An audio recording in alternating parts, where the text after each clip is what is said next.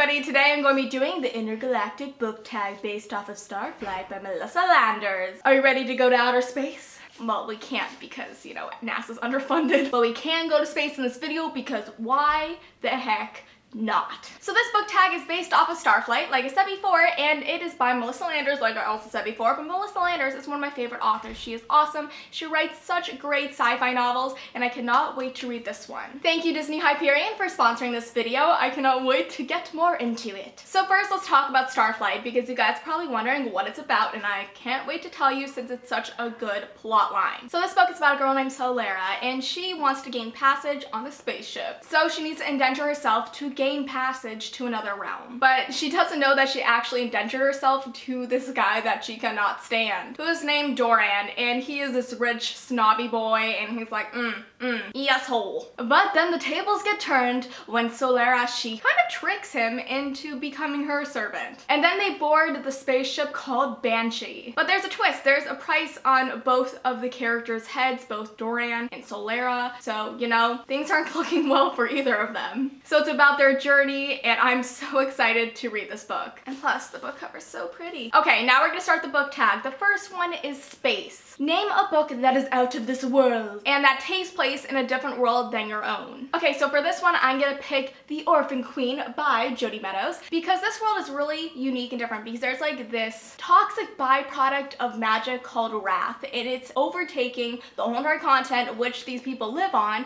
and it just seems like such a crazy and very elaborate world that she describes in this book, and I kind of want to see what the effects of the wrath are, even though she describes it in the book, and I just want to see it in real life to be like, ooh, that's not pretty. People are dying. But that's a really cool concept, so I really would like to see the wrath in The Orphan Queen. No, it's a queen, not a cream.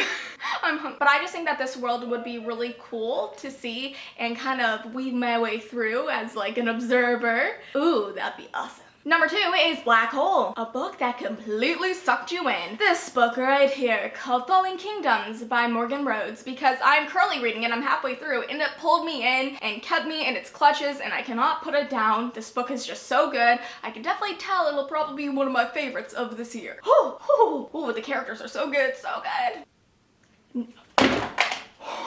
Totally just threw my phone accidentally. Number 3 is Lightspeed. Name a book that you are anticipating so much you would travel at light speed to get it. Well, if you guys don't know this about me, I actually can travel at light speed, so I do have the book that I've been anticipating so much because of that skill I have. So, Lady Midnight by Cassandra Clare. I've been waiting for this book since it was announced, like what, 4 years ago, 3 years ago? Yeah, it's been a while, and I'm so ready to read it. It's on my TBR for February. But guys, don't tell anybody I can travel at light speed to get my most anticipated releases, because that's a secret that I'm only sharing with you guys, one-on-one. Not really, but shh.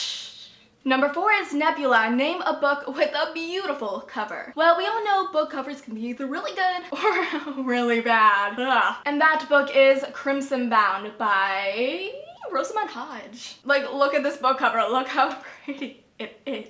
So pretty. Number 5 is Multiverse. Name a companion or spin-off that you love. Well, okay, there's lots of companions and spin-offs that I love, but I actually put them in this tag for other, like, questions. So I'm gonna choose Carry On by Rainbow Rowell, which was a spin-off of Fangirl, and I love Fangirl, and I really did enjoy Carry On. That was a really cool, unique twist on, like, how fan fiction is portrayed in fiction, and then how you make it fiction and publish that book, Rainbow Rowell. Oh, the book just fell. But yes, I just really love Carry On just because I love the concept of how Rainbow Rowell turned a fan fiction and her fictional novel into an actual work of fiction. Number 6 is Gravity. Name your favorite fictional pairing that had a gravitational pull to each other. That hopefully was not due to insta-love, because that's not what we like in literature. Blech. Okay, so I love Tessa and Jem, but I have to say Tessa and Will definitely had this pull to each other, so I definitely had to pick that for this romantic pairing that had gravitational pull to each other. So Clockwork Angel by Cassandra Clare. Those two pulled together. Her and Jem were also pulled together. So I mean, this love triangle, we're just crushing each other with gravity. Number 7 is The Big Bang. Name a book that got you started in reading. Okay, this book is probably like the book that got everybody started in reading, at least me, because I've read a lot before when I was younger and stuff, which is Nancy Drew. But in young adult reading, that would have to be Hunger Games. I know, it's kind of like a basic answer to this question, but it's true, it did get me started in reading. reading, and it led me to read Divergent, which led me to read Struck, which led me to read Mortal Instruments, and so forth and so on, and whatever that saying goes. Asteroid. Name a short story or novella that you loved. I don't read that many novellas, but I guess the novellas of the Half-Blood series by, you know, one of my fave authors, Jennifer L. Armentrout, because those were really good and they gave some background to like characters of what happened to them in between two of the books, and I really love that. Thank you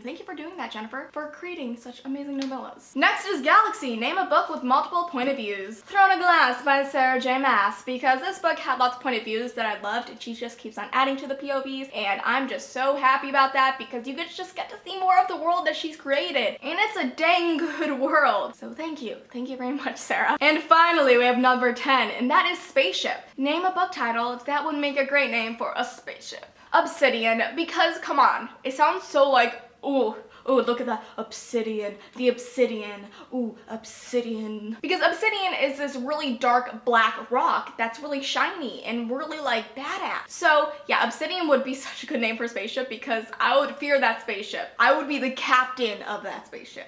And just rounding up this video with one more mention of Starflight because I want you guys to all get it today when it comes out. It's such an amazing premise for such a great book. I cannot wait to read it because Melissa Landers never disappoints me with any of her writing. Like, she's always a great writer, and I think that you guys will love this book. I'll be linking all the books I mentioned in this video, including Starflight, down below. So that is all for today's video. I hope you guys enjoyed it. Thank you for watching, and I'll see you next time. Bye!